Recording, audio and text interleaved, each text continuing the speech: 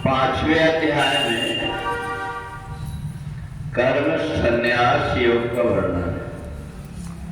युक्ता कर्म फलम त्यक्त्वा शान्तिमाप्नोति नैष्ठिकीम् अयुक्तः कामकारेण फले सक्तो निवर्तते। पांचवें अध्याय में संसार में रह करके और संसार के बंधन से हम कैसे छूटे इसका उपाय बताया। जो निष्काम कर्म योगी कर्म फल की आसक्ति को त्याग करके कर्म करता है वो मुक्त हो जाता है और उसी कर्म को आसक्ति से करने वाला व्यक्ति बंधन को प्राप्त हो जाता है। कर्म जीवात्मा को बांधते नहीं बल्कि हमारी जैसी भावना रहती है उससे कर्म मुक्त करते हैं और कर्म का बंधन होता है। सामान्य व्यक्ति एक बात को समझ ले कि अगर मेरा संसार में शरीर है तो मेरे को कर्म करना पड़ेगा, परंतु वेद और शास्त्र कहते हैं कि जो भी व्यक्ति कर्म करता है अवश्यमेव भोक्तव्यम, उसके फल को उसको भोगना पड़ता है। तो इसलिए यहाँ जब संसार में हम आए हैं कर्म तो हमें करना पड़ेगा। कर्म किए बिना शरीर का निर्वाह नहीं होगा। परंतु एक पांचवा अध्याय हमें कर्म कैसे करना चाहिए इसकी विधि बताता है कि हम जो कुछ भी कर्म करते हैं उन कर्मों को अगर हम आसक्ति से करते हैं तो हमारे कर्म से लगाव हो जाता है और आसक्ति से करते हैं तो कोई काम अगर पहले से ये सोच करके करें कि इससे हमको क्या फायदा होगा, अगर बाद में हो गया तो प्रसन्नता होती है और नहीं हुआ तो दुख होता है। इसलिए ये कहा है कि शरीर के द्वारा जो कार्य है उसको करने की कुशलता सीख लो। ये काम हम बड़े अच्छे से श्रद्धा के साथ में करेंगे और इसके बाद में जो कुछ भी समय आएगा, जो कुछ भी हमें इसका फल मिलेगा उससे हमें कोई प्रकार से कोई परेशानी या कोई प्रसन्नता नहीं है, ऐसा मान करके अगर व्यक्ति को ये बता दिया जाए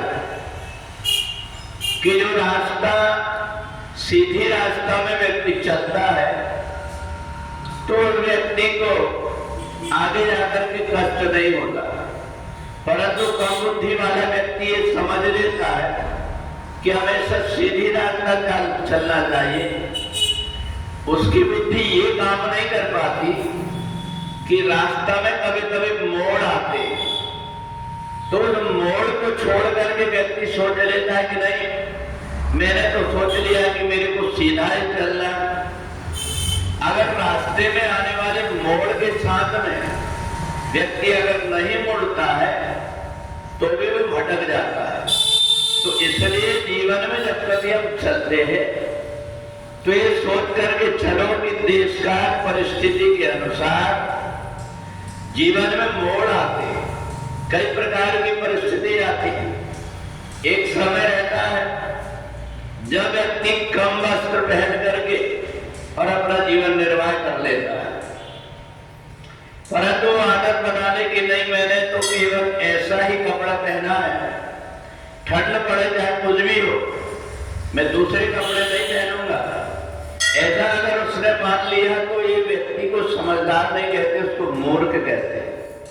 और ऐसा मूर्ख व्यक्ति संसार में अनेक प्रकार के कष्ट भी पाता है और सारा संसार उसको देख करके हंसता है। इसलिए शरीर के अंदर अलग क्षमता वैसी बन गई क्योंकि शरीर भी जिस प्रकार के आदत में व्यक्ति रहता है वैसा उसकी आदत बन जाती है।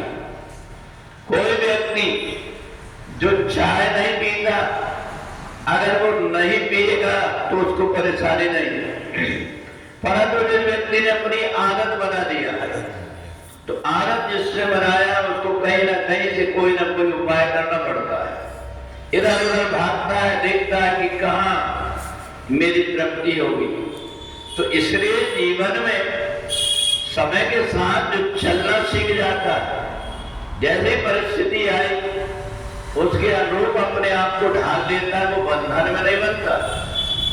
और जो व्यक्ति परिस्थिति के साथ में अपना उसी प्रकार का व्यवहार नहीं करता, उसको बाद में परेशानी होती।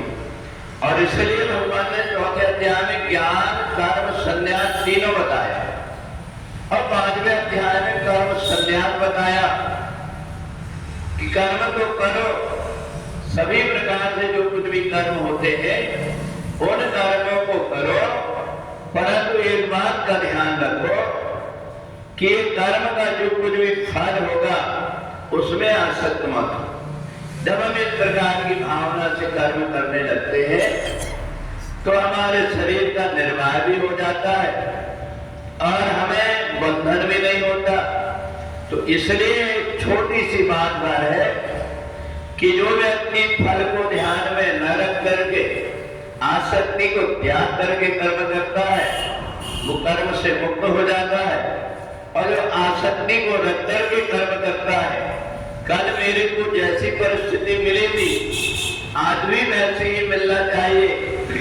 कल मैं गाड़ी से चल रहा था परंतु आज मेरे पास गाड़ी नहीं, मैं परेशान हो रहा हूं। तो जो व्यक्ति दूसरे दिन जैसी परिस्थिति उसके अनुरूप चलने लगता है उसका बंधन नहीं होता। अर्थात बंधन जो भी है ये जीवात्मा को संसार में बांध देता है, और जैसी परिस्थिति उसके अनुसार जीने सीखने वाला व्यक्ति कर्म के बंधन से छूट जाता है।